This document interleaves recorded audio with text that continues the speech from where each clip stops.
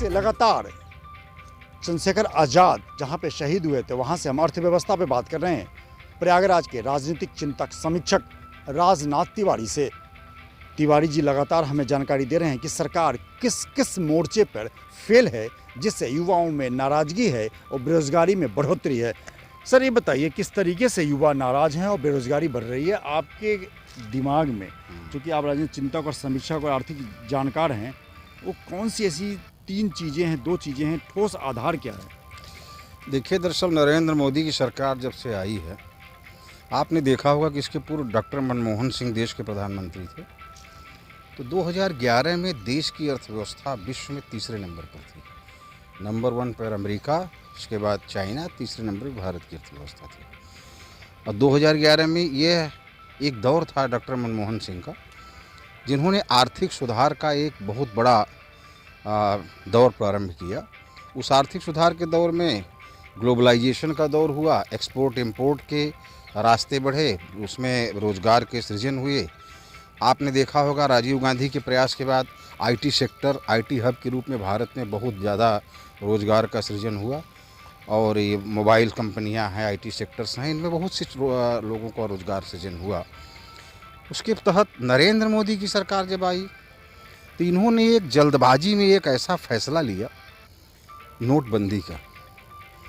नोटबंदी का फैसला, हालांकि इनका आशय गलत नहीं था, लेकिन कभी कभी ये कहा जाता है ना कि अनुभवहीनता व्यक्ति को जो है वो कमज़ोर बना देती है। किसी डिसीजन का आफ्टर इफेक्ट क्या है, जब तक उस पर हम चिंतन नहीं करेंगे तब तक हमारे जो फैसले हैं ये गलत होते रहेंगे। डॉक्टर नरेंद्र मोदी ने नोटबंदी का फैसला लिया। इनका उद्देश्य था कि इससे ब्लैक मनी पकड़ में आ जाएगी, लेकिन ब्लैक मनी तो कुछ पकड़ में नहीं आ पाई, क्योंकि ये स्ट्रक्चर ऐसा नीचे से ऊपर तक था कि बैंक के मैनेजरों ने कमीशंस ले करके ब्लैक मनी को वाइट कर दिया। आपने सुना होगा बहुत से जनधन खातों में ऐसे ऐसे रुपए जमा हो गए जो कि मालिक को पता ही नहीं, जनधन खाता धारक कई करोड़ आ गए और उन लोगों ने अपने सारे मनी को वाइट कर लिया। लेकिन इससे नुकसान क्या हुआ? देश में कैश किल्लत हुई। कैश बिजनेस जो भारत में बहुत ज़्यादा प्रभावित था। नोटबंदी को आप मानते हैं क्या? नोटबंदी ही इसका मूल में है। आज बेरोजगारी बढ़ने में, अर्थव्यवस्था चौपट होने में, इसके मूल में नोटबंदी है। अगर आज ये कैश बिजनेस एकाएक मार्केट से गायब न हो गए होते तो ये स्थिति आज शायद न आती। आप देखते होंगे कि बहुत से कैश बिजनेस रोजगार के सृजन करते हैं। जैसे कोई कानपुर से गया, कपड़ा लाया 5 लाख रुपए का, 2 लाख रुपया दे के आया और यहाँ बेच दिया, 3 लाख रुपया बेचने के बाद उसको वापस किया। रोजगार में कोई कमी नहीं आई, लोगों को दुकान पे के कर्मचारियों में कमी नहीं आई। फ्लोटिंग मनी का फ्लोटिंग था वो बना हुआ था। लेकिन नोटबंदी के बाद ये दौर आया कि कैश बिजनेस लगभग खत्म हो गए और देश की अर्थव्यवस्था का लगभग 30% आप समझिए कैश बिजनेस पर चलता है। जो छोटे छोटे मझोले दुकानदार हैं, छोटे दुकानदार हैं और छोटी मोटी इंडस्ट्री हैं, 10-15 लोगों के कर्मचारियों का छोटा मोटा समूह है, ये सारे कैश बिजनेस पर चलते हैं। ये सारे कैश बिजनेस ख़त्म होने से ये एक बहुत बड़ा रोजगार का सेक्टर, जिसे MES कहा जाता है। रियल सेक्टर भी नोटबंदी के कारण ही बर्बाद हुआ है। हाँ, ये कारण हुआ। रियल सेक्टर भी नोटबंदी के कारण बर्बाद हुआ।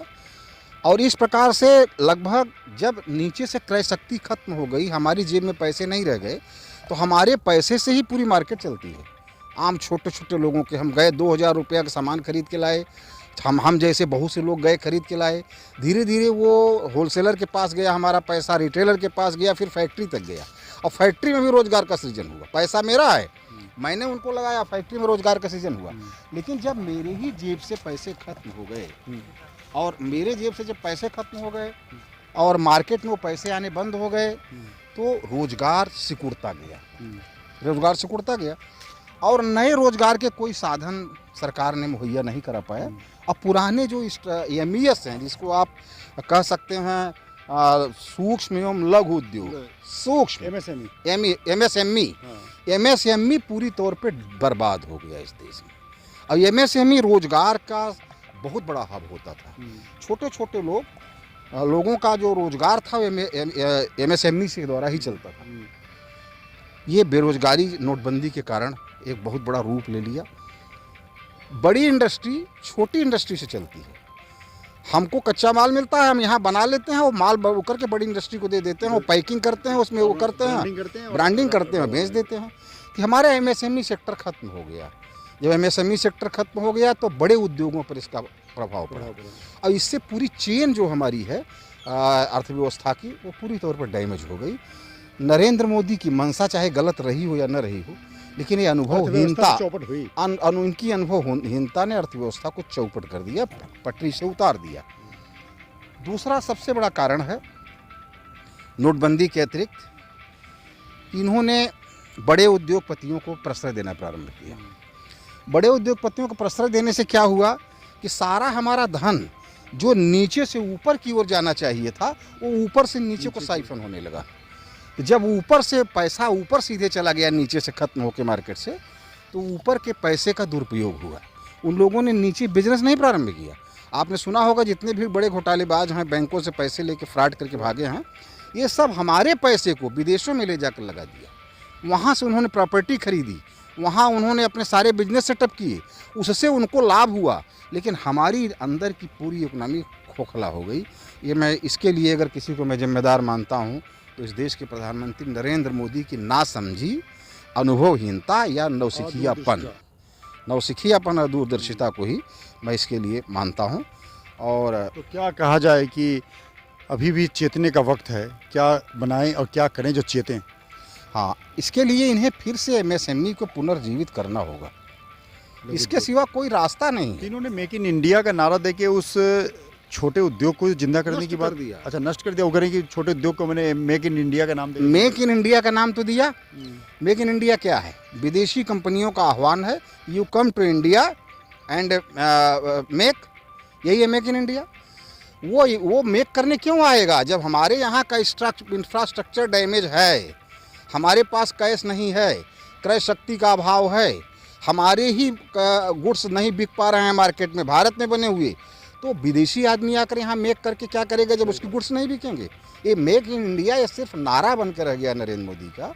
मेक इन इंडिया के लिए ज़रूरी था पहले हमारा इंफ्रास्ट्रक्चर एज इट इज रहा होता, हमारी क्रय शक्ति में कोई कमी न हुई होती, तब हम मेक इन इंडिया की आवाज़ उठाते तो विदेशी आता, यहाँ व्यापार करता और उसका माल यहाँ खपत होता। माल खपत होने का कोई कुल मिला के हमने आपकी बातचीत में एक नतीजा, मैं अब जिस निचोड़ पे पहुंचा हूं कि आप सबसे पहले तो निजीकरण को बंद करने की बात कह रहे हैं, अर्थव्यवस्था पटरी पे आए, इसलिए छोटे और मध्यम उद्योग को जिंदा करना।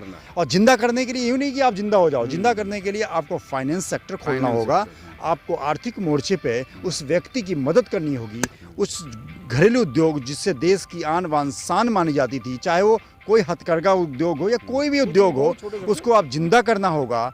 और उसके बाद अगर सबसे बड़ी इच्छा शक्ति की ज़रूरत है तो देश के युवाओं के मनोबल को बढ़ाने के लिए, ताकि वो देश में रहकर अपने रोजगार के साधन को, राजनीतिक विचारों का द्योतक माना जाता है प्रयागराज, तमाम मुद्दों पे अपनी बात मुखर करने के लिए ये प्रयागराज जाना जाता है। राजनीति की क्रांति से लेकर और मोदी सरकार की रणनीति तक हम बात कर रहे हैं इसी मुद्दे पर, क्योंकि आपको बदलना है तो आपको सवालों से फेस करना पड़ेगा। क्या लगता है आर्थिक मोर्चे पे हम कब उबर पाएंगे? देखिए, देश जो है नोटबंदी की गहरी मार से तो उबर नहीं पाया था। इसी बीच नरेंद्र मोदी ने 12 बजे रात एक और निर्णय लिया GST का। ये GST व्यापारियों पर कहर बन के आया। हालांकि GST का सुझाव मनमोहन सरकार ने भी दिया था अपने पूर्व उसमें, लेकिन उनका मानना था कि GST जो है वो लगभग एक स्लैब कर दिया जाए, 18% की GST ली जाए। मोदी सरकार ने 18% की एक GST न मानकर उसको 4 स्लैब बनाया, 5%, 12%, 18%, 28% और 40%। 5 स्लैब नरेंद्र मोदी सरकार ने बनाया। मनमोहन का कहना यह था कि जो आप 5% GST ले रहे हो इसको GST मुक्त कर दो, ये छोटे मोटे मझोले उद्योग हैं, पेंसिल बना रहा है, रबड़ी बना रहा है, कॉपी बना रहा है, बैग बना रहा है। कोचिंग की बात हो रही थी, 18% कोचिंग हाँ, में। कोचिंग में हम यहाँ देख रहे हैं गरीब बच्चे पार्क में पढ़ाई कर पार्क रहे में पढ़ाई हैं। कर क्या रहे फीस हैं। देंगे जीएसटी के साथ? मनमोहन का या कांग्रेस का रोक था कि 5% या 12% के का जो आप ले रहे हो जीएसटी, इन वस्तुओं को, इन उद्योगों को कर मुक्त कर दो और सीधे एक स्लैब बनाओ 18%। वो मध्यम वर्ग को भी प्रॉब्लम नहीं आएगी और नीचे का मेरा कटेज इंडस्ट्रीज जो कुटीर उद्योग है वो नष्ट नहीं होगा। अब आप बताइए, कोई व्यक्ति कोई एक आइटम बनाता है, वो 10% पर बिजनेस कर रहा है, आपने 12% जीएसटी ले लिया। अब वो 12% जीएसटी लिया और 10% अपना प्रॉफिट अगर दे दिया तो वो 22-25% पर अगर लाता है तो फिर आपके और तमाम टैक्सेशन हैं, वो जा कर के मार्केट में उसका दाम जो है 1.5 से 2 गुना बढ़ जाता है। जब उसका दाम बढ़ता है तो क्रय का जो दायरा है वो कम हो जाता है, क्योंकि जितनी महंगाई बढ़ेगी वैसे वैसे क्रय का दायरा कम होता जाएगा, खरीदारों की संख्या कम होती जाएगी। यदि कोई चीज़ आपको सस्ते में उपलब्ध हो रहा है तब तो वह उसका उपयोग कर लेगा, लेकिन अगर बहुत ज़्यादा मात्रा में है तो वो एक कह देगा चलो इसके बिना काम हमारा नहीं चल रहा है, मैं थोड़ा तकलीफ ही सही है, इसको नहीं लूँगा। अच्छा, तो जीएसटी के चीज़ों को फिर से पुनर्विचार की जरूरत महसूस हो रही है? हाँ, सरकार ने इस पर जब देखा तो पुनर्विचार का प्रयास किया। गुजरात चुनाव जब आया तो कपड़े पर जो जीएसटी थी 5%, यहाँ तक कि कफन पर जीएसटी थी। अच्छा, कफन पर 5%, 12% जीएसटी थी। जब इस पर सवाल उठे गुजरात में गुजरात चुनाव के दौरान, तो स्मृति ईरानी कपड़ा मंत्री थी, उन्होंने इस पर विचार किया और विचार करने के बाद 2 स्लैब को सरकार ने हटाया, लेकिन आइटम्स नहीं हटाए, उस पर जीएसटी जारी है। हाँ, ये है कि जो 5% का दायरा था और 12% का दायरा था, उनको उठाकर 18% कर दिया, जबकि मामला तो ये बनता था 5 और 12% वाले कर मुक्त हो जाने चाहिए थे, लेकिन कर मुक्त नहीं किया, उनको 18% करके एक स्लैब बना दिया। मांग को उन्होंने बताया कि हम पूरा भी कर दिए, अभी भी 3 स्लैब जीएसटी के चल रहे हैं। जब तक ये जीएसटी के 3 स्लैब को घटाकर एक स्लैब नहीं किया जाता, 5%, 12% के स्लैब को हटाया नहीं जाता और कुछ ऐसे आइटम्स हैं जिनको कर के दायरे से मुक्त नहीं किया जाता, तब तक कटेज इंडस्ट्रीज, एमएसएमई जो भी हैं, इनके लिए बहुत बड़ा संकट है और रोजगार के साधन नष्ट हो ही चुके हैं और भी आगे संभावना है। तो क्या हम अब अपनी इस आर्थिक चिंतन को अपने राजनीतिक समीक्षक और आर्थिक चिंतक के साथ कंक्लूड करें? इससे पहले हम आपको बता दें कि तमाम चीज़ों को लेकर मोदी सरकार के पास एक बहुत बदलाव की ज़रूरत महसूस है, क्योंकि बहुत सारी चीज़ें ऊपरी तौर पे तो अच्छी दिखती हैं, लेकिन धरातल पर जब आप आएँ तो बहुत मन माफ़ी किया कहें, बहुत संवेदन शून्यता महसूस होती है।